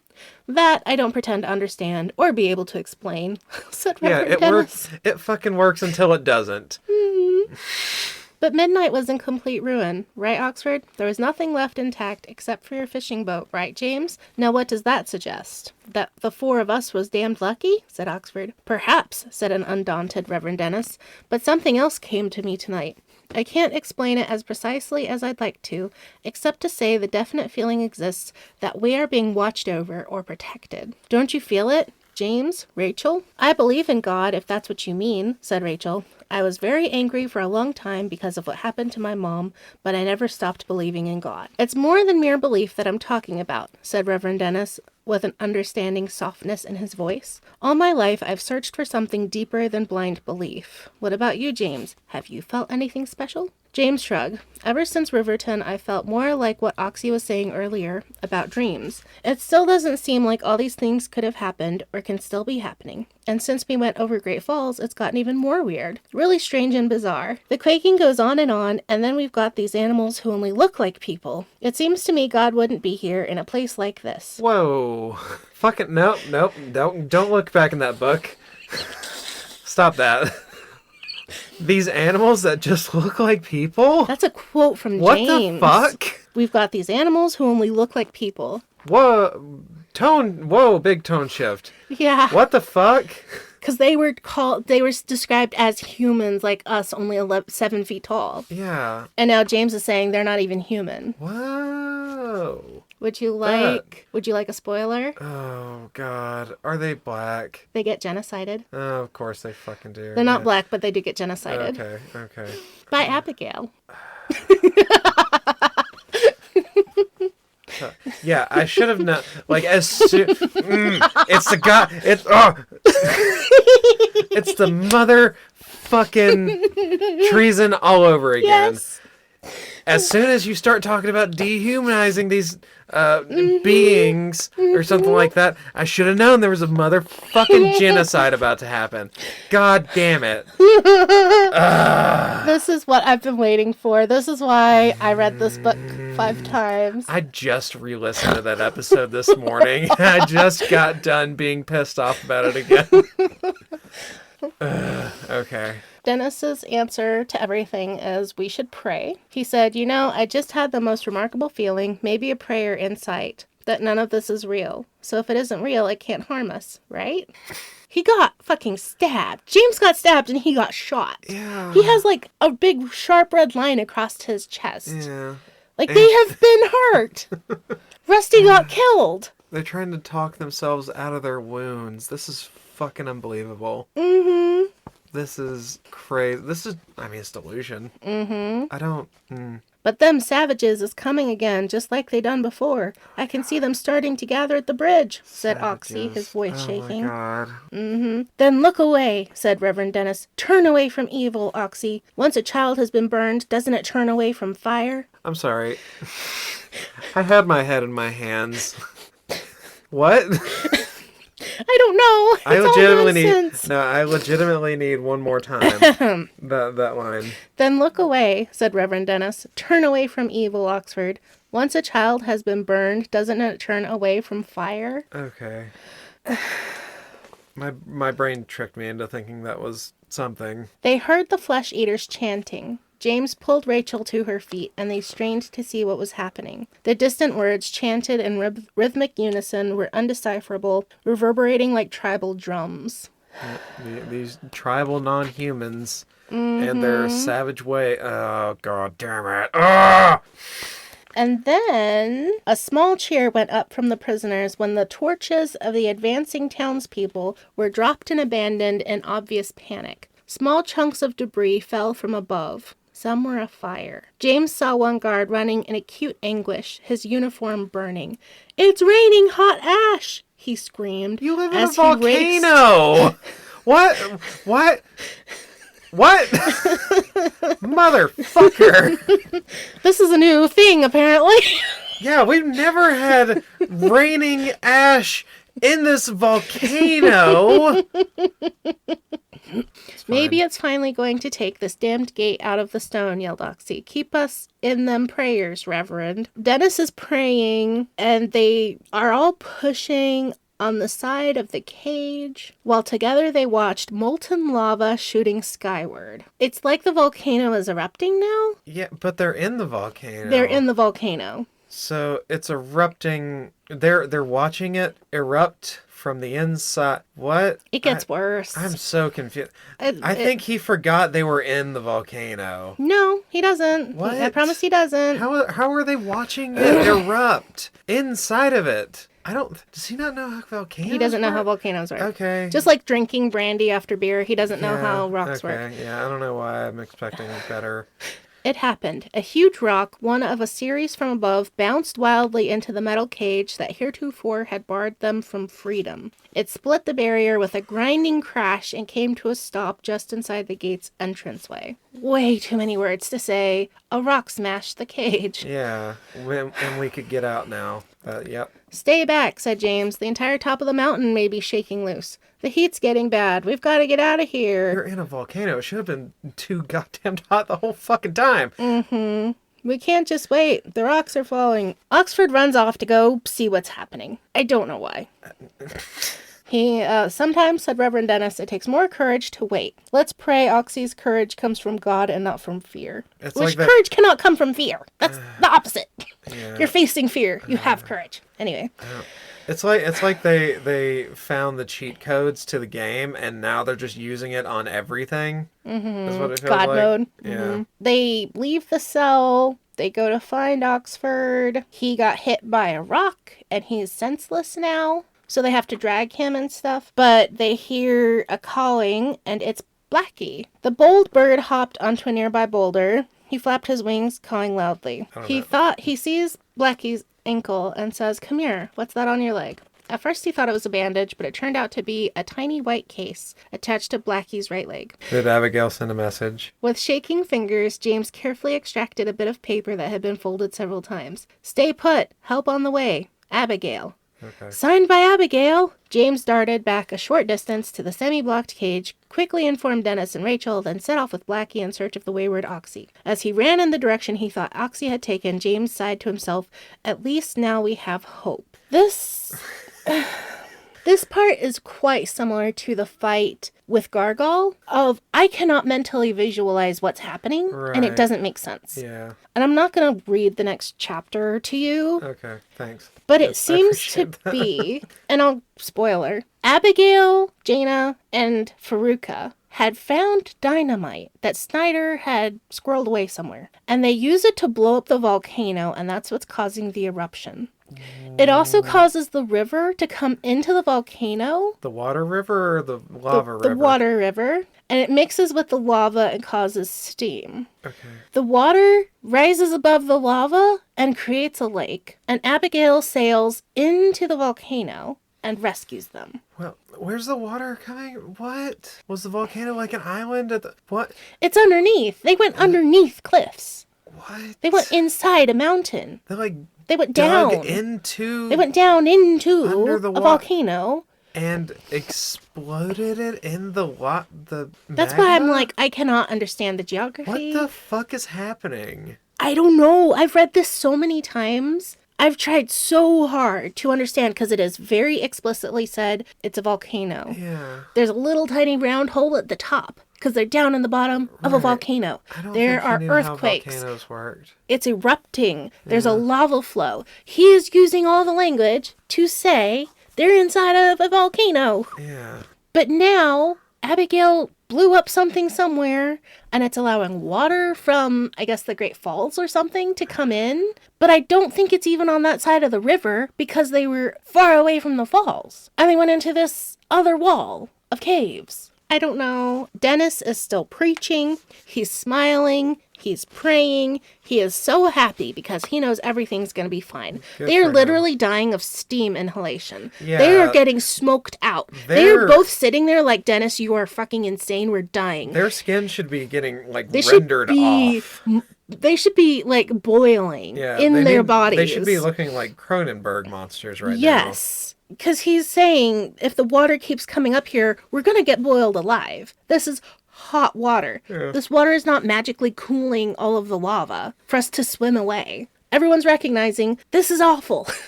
And Dennis is saying, patience, a grain of faith, both of you. Weren't we saved from certain death at Great Falls? Do you remember how the three of us prayed together before midnight went over the falls?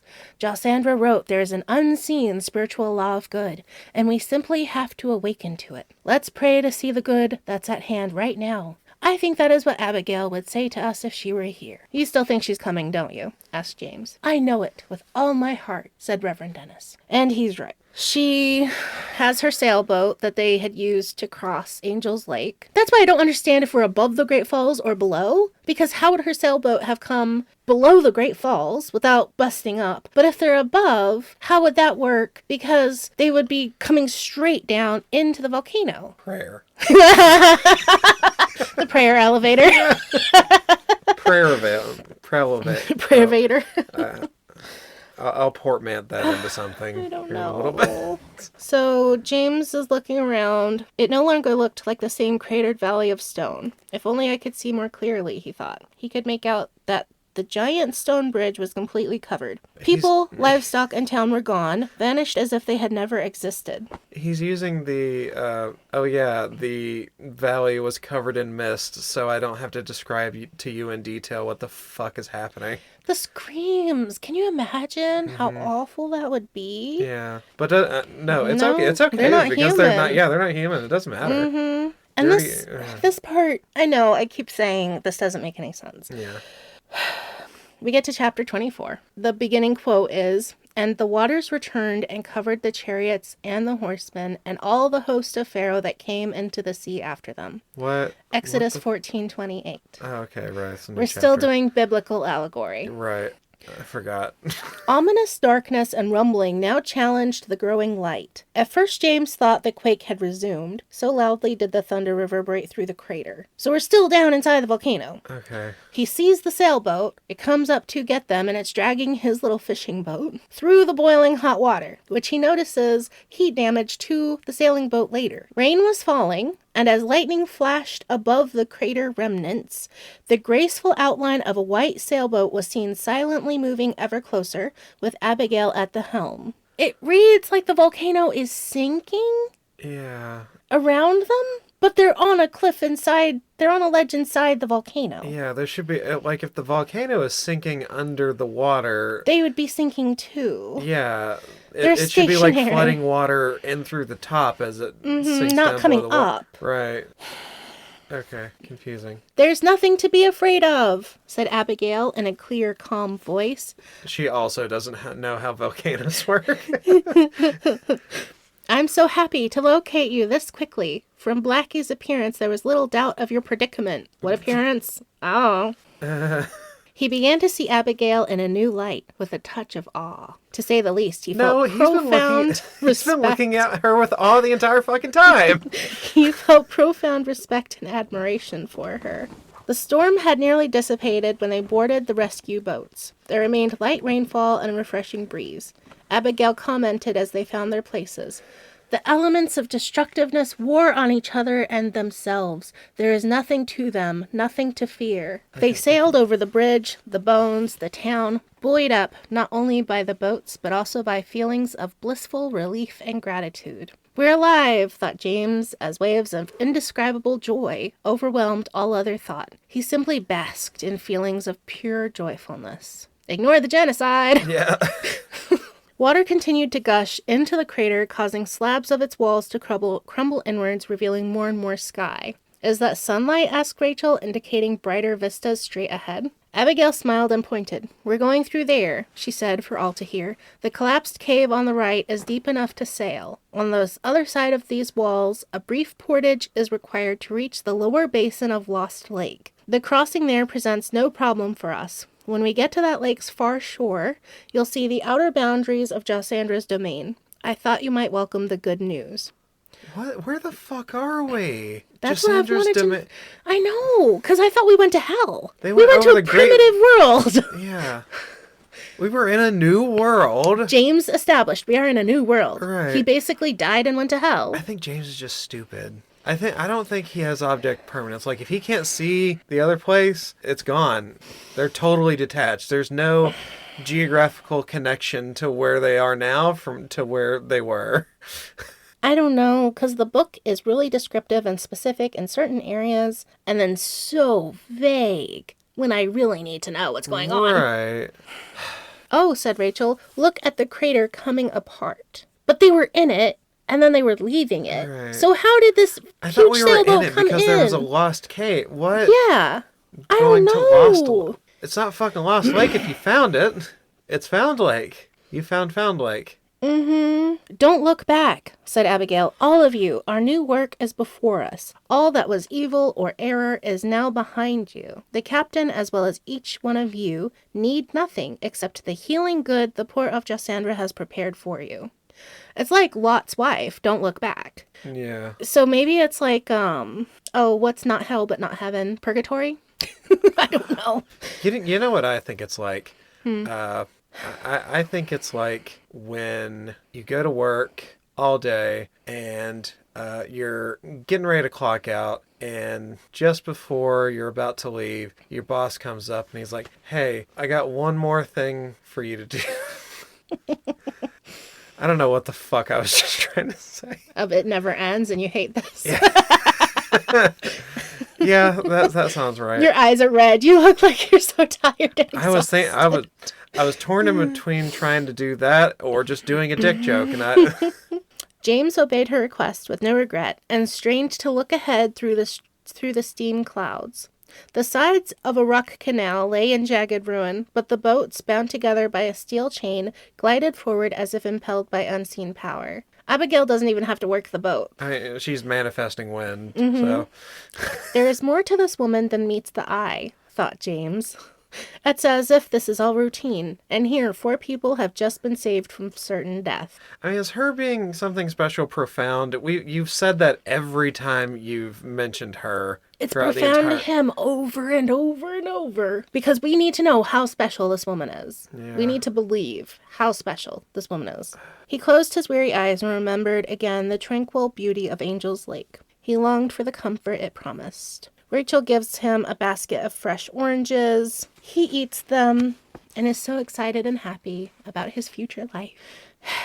They get up to Angel's Lake somewhere. No. They go up the fall? Are they still in the boat? Our portage is directly ahead, said Abigail. We can slide the boats over the rocks if we are unable to lift them. There is no cause for alarm. Through the rocky openings, their lead craft pierced the murky water with precision. Dead ahead, however, they found themselves at the lower end of a series of newly formed rapids. The rocks abruptly changed from reddish-brown to gray-purple, and the predicted portage was at hand. I don't understand, said Reverend Dennis. We seem to have sailed right out of the crater. Abigail smiled, looking radiant. There is much that you don't yet understand. All of you.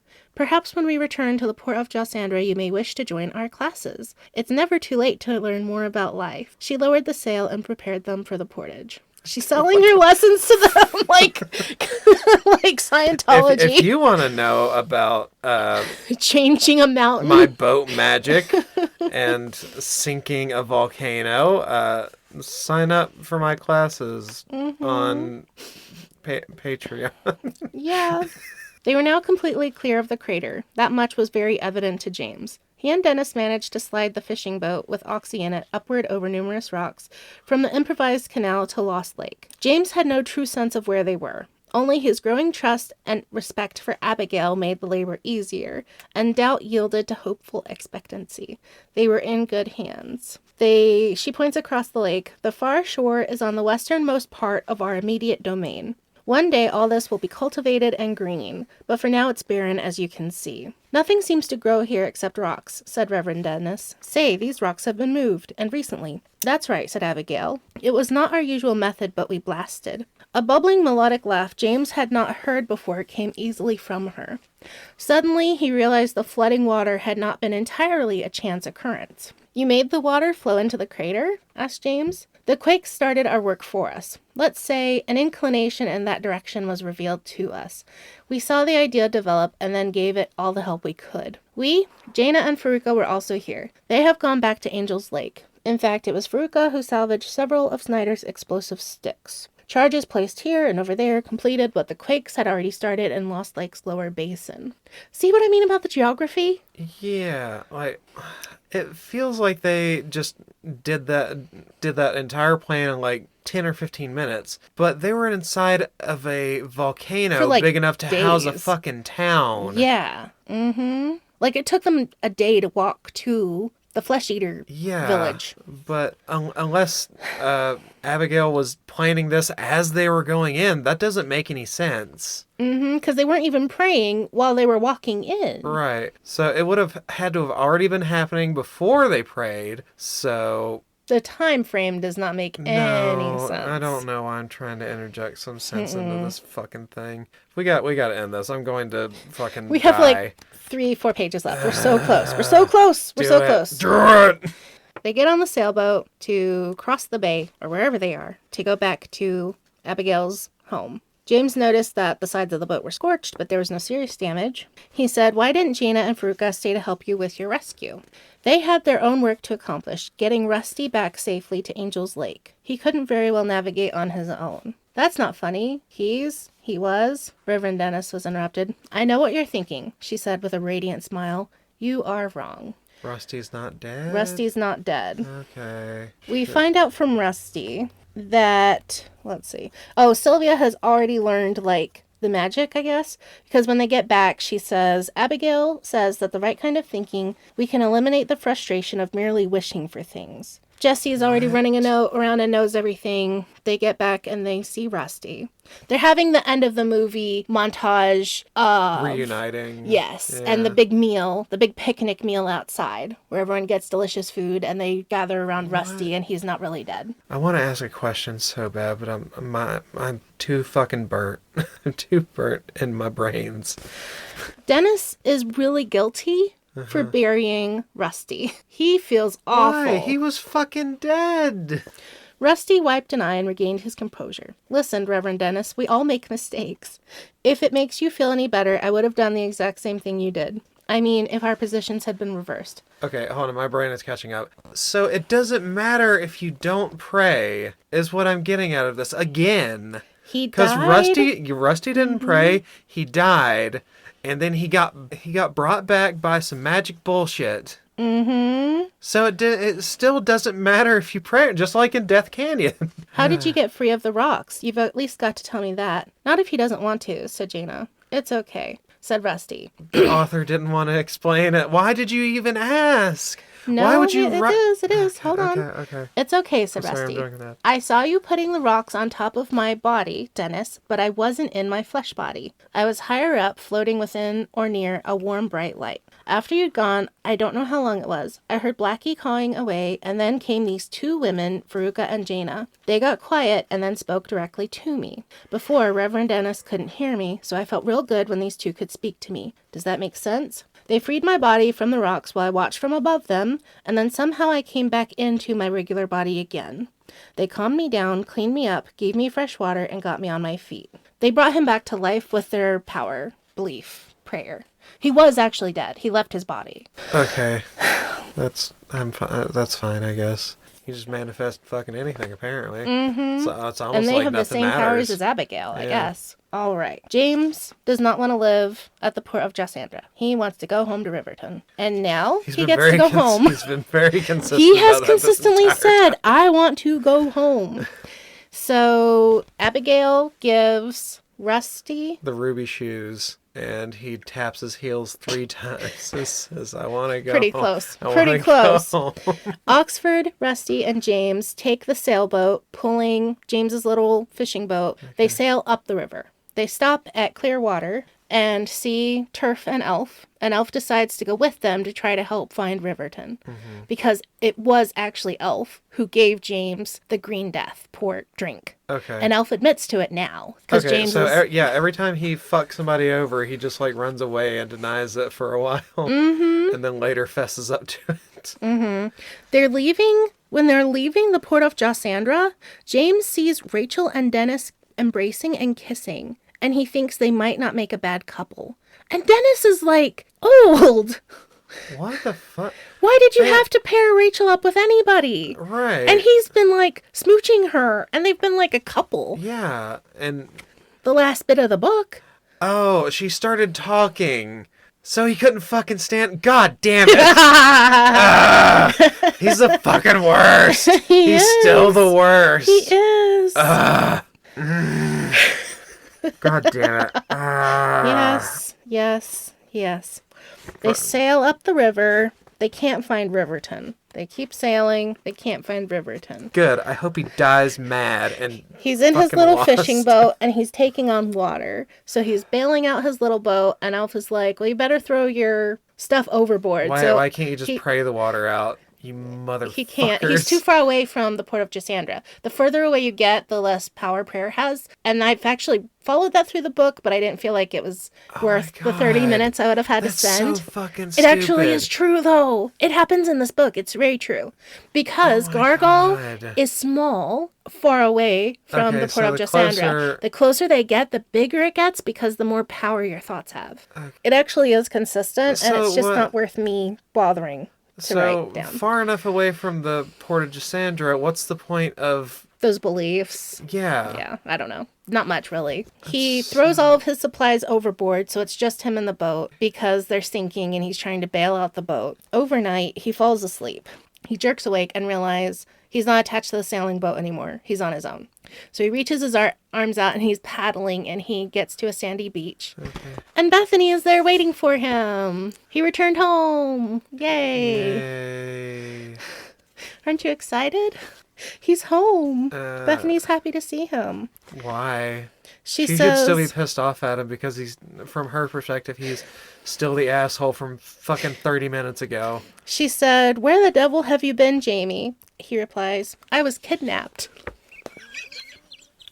Which is just a lie. That is just a lie. What a fucking douchebag.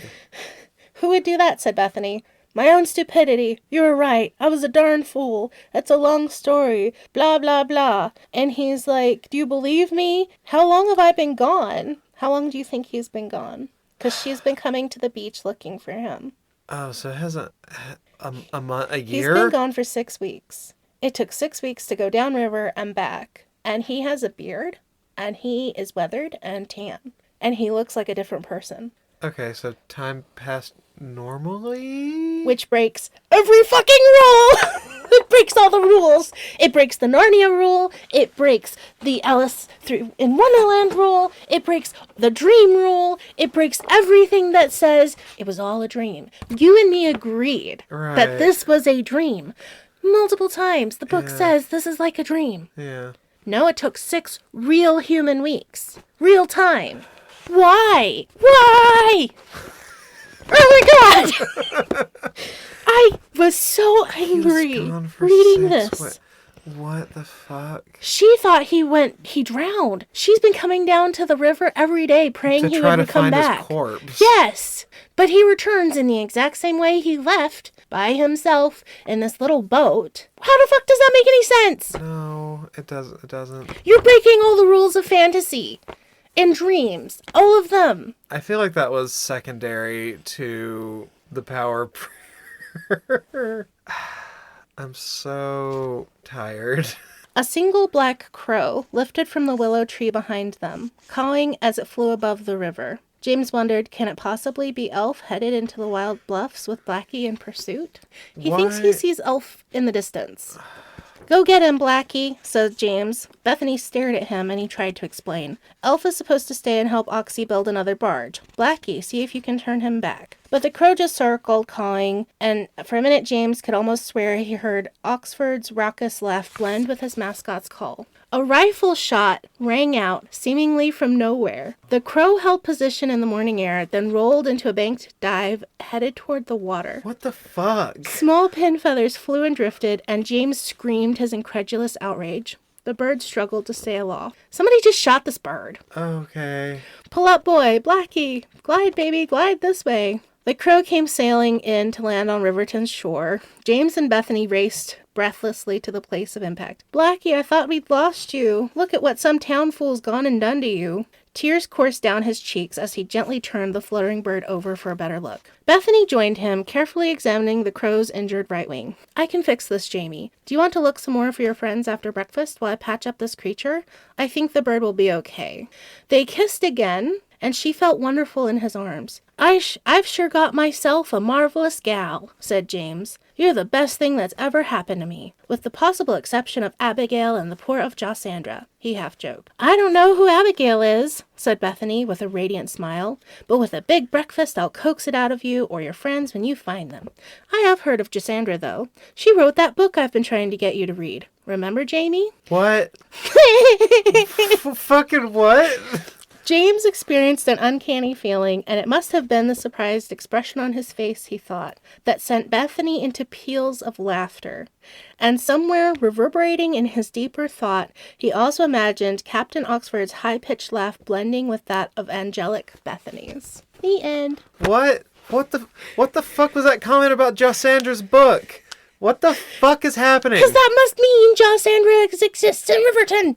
But he'd never heard of it before. And this was a book that Bethany knew about. But this wasn't a fever dream. This wasn't a dream. This wasn't an alternate reality. He's actually been gone for 6 weeks. He's actually been gone for 6 weeks. I feel like he has just been wandering the riverside in a drunk fugue state. Yeah, like picking up whatever meth from whatever drifter along the way and like going into, just fugue states from dehydration and drinking like the shit water from Riverton. He saw a grass snake and it became Gargle. Yeah. And then on the third week, at the end of the third week, he just turned upriver on the other side and found a boat on the way back. And none of this, no, I'm so tired. This book lied multiple times, not just the description on the back, but it tried to tell me over and over, this is a dream, this is Alice in Wonderland, this is Wizard of Oz, this is passed out drunk and having a dream that will change your behavior for the better. Right. Do you see why it took me 4 weeks to write this? Yeah, I get it. I'm sorry. Fuck's to put sake. you through this. Are you okay? You look half dead. Yeah, I'm dying. That first half was just such a slog. Yeah. And then all the excitement happened at the end. Okay. So, how would you rate this fucking mess? This fucking travesty? This fucking motherfucker? It should be genocided by a volcano. You heard it here. Eternal River gets a graded volcano genocide. Do you have 2 more minutes of attention? I can pretend like I do. Okay. All right.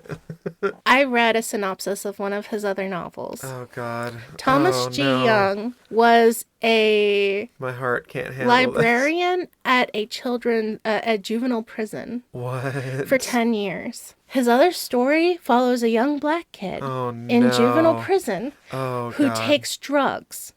Those drugs send him into a prehistoric time. Oh, my God. And the prison librarian or counselor also takes those drugs and also goes to this prehistoric time to save the black kid and bring him back home. Oh, literal white saviorism.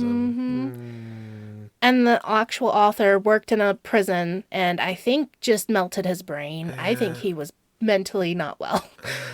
I can imagine he was just working at this prison and he was just like, I really want to save these kids through the power of magical thinking. Yeah. And instead of doing anything productive, he got on his keyboard. Oh, fuck's sake.